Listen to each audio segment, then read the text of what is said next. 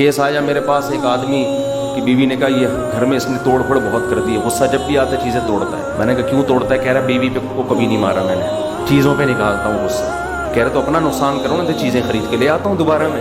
تو میں نے اس خاتون سے کہا اتنا اچھے میاں آج کل مارکیٹ سے شارٹ ہے، آج کل کے حساب سے برداشت کرو، اس پہ گزارا کرو۔ جتنا بھی غصہ آ رہا ہے بالٹیوں پہ نکال رہا ہے، گلاسوں پہ نکال رہا ہے، اور پھر گلاس بھی جہیز کے نہیں، وہ کہہ رہے میرے اپنے گلاس ہیں۔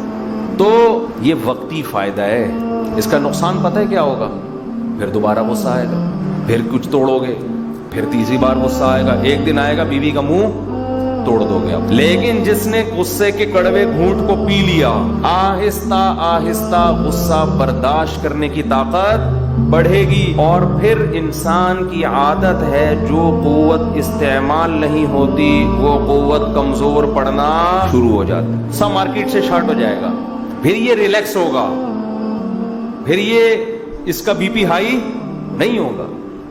آج کیا ہو رہا ہے کہ برداشت نہیں کرتے، کبھی ادھر مار رہا ہے، کبھی گالیاں دے رہا ہے، کبھی یہ کر رہا ہے، کبھی وہ کر رہا ہے، کبھی طلاقیں نکال رہا ہے، کبھی کسی کو پکڑ کے کوٹ دیا۔ یہ انسان کے جنگلی ہونے کی دلیل ہے۔ ہمارے نبی صلی اللہ علیہ وسلم کو جب غصہ آتا، حدیث میں آتا آپ کا چہرہ مبارک غصے سے سرخ ہو جاتا، بس اس سے زیادہ نہیں۔ ایسے غصے کی کیفیت ہوتی کہ جیسے انار کا رس آپ کے چہرے مبارک پہ ڈال دیا گیا، ایسا سرخ ہو جاتا۔ لیکن برداشت کتنی تھی؟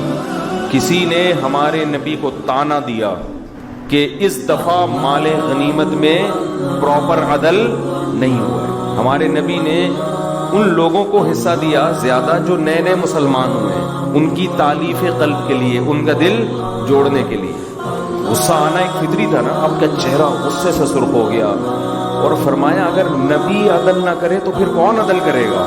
بعض لوگ جو بعد میں مسلمان ہوئے تو قرآن کہتا ہے ان کے دل میں ایمان پوری طرح راسخ نہیں ہوا، تو آپ کتنے غضبناک ہوئے کہ مجھے نبی بھی مانتے ہو، اور یہ اشکال کیسے کیا تم نے؟ بس اتنا جملہ آپ کی زبان سے نکلا ہے کہ اگر نبی عدل نہیں کریں گے تو کون عدل کرے گا، اور غصے میں آپ کا چہرہ انور سرخ ہو گیا۔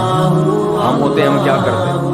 جو گھر میں کر رہے ہیں، غصہ آیا اٹھا کے پٹخنا شروع کر دیا، گالیاں ایسی ماشاءاللہ ہول سیل کے حساب سے چل رہی ہیں، اور ایسی فحش گالیاں کہ معین اختر کے ماموں نے بھی وہ گالیاں نہیں سنی ہوں گی۔ تو یہاں بھی کیا کرتا ہے شیطان؟ آپ کے اس غصے کے عمل کو کیا کر دیتا ہے؟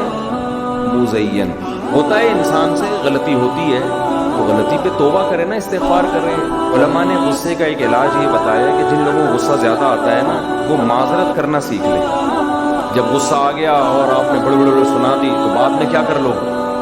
سوری کر لو۔ اس سے بھی غصے کی بیماری آہستہ آہستہ شارٹ، کیونکہ آپ کو پتا ہوگا بعد میں سوری میں نے ہی کرنی ہے۔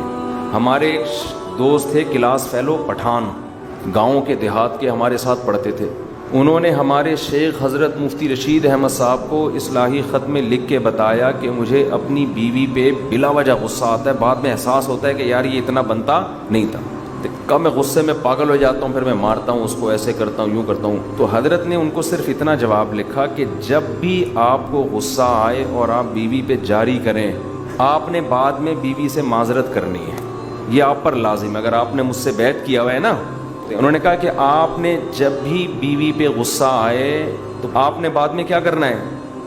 سوری کرنی ہے، معذرت کرنی ہے، بیگم ایکسکیوز می۔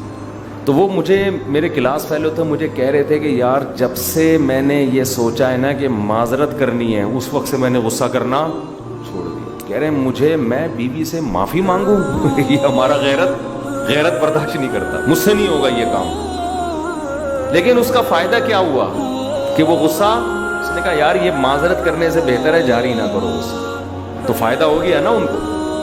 یہ بھی ایک علاج ہے کہ جب آپ پاگل ہو جائیں نا اور سنا دیں تو پھر اس پہ قائم نہ رہو کہ بس ہو گیا جو ہونا تھا، نہ جیسے ہی ٹھنڈا ہو آپ نے فوراً کیا کرنا ہے؟ یار تھوڑا میں زیادہ کہہ گیا، آپ سے معذرت چاہتا ہوں۔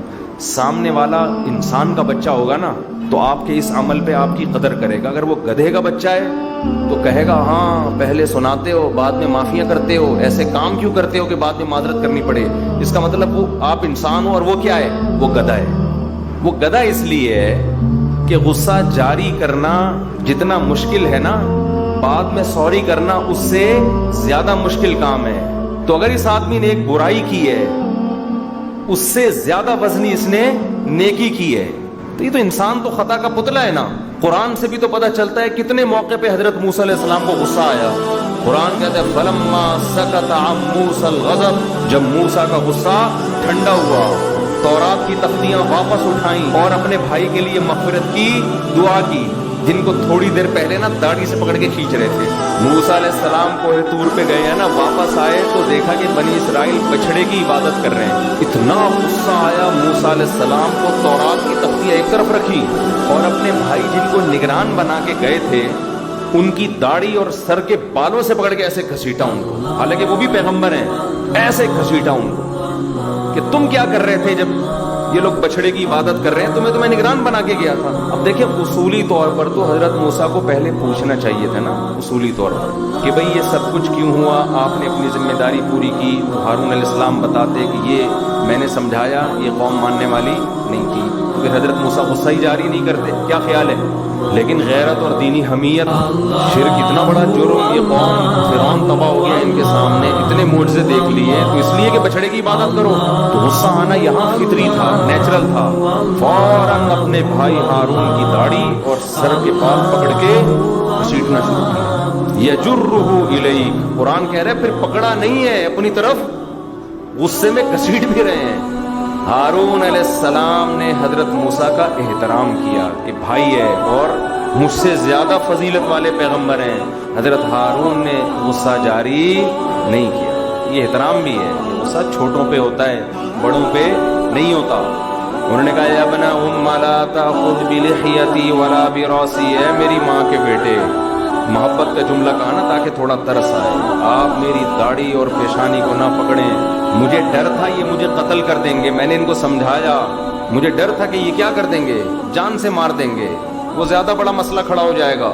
قرآن کہتا ہے موسیٰ علیہ السلام کا غصہ ٹھنڈا ہوا تو وہ تورات کی تختیاں بھی دوبارہ اٹھائیں اور اپنے بھائی اور اپنے لیے اللہ سے مغفرت کی دعا بھی مانگی. تو آ جاتا ہے انسان کو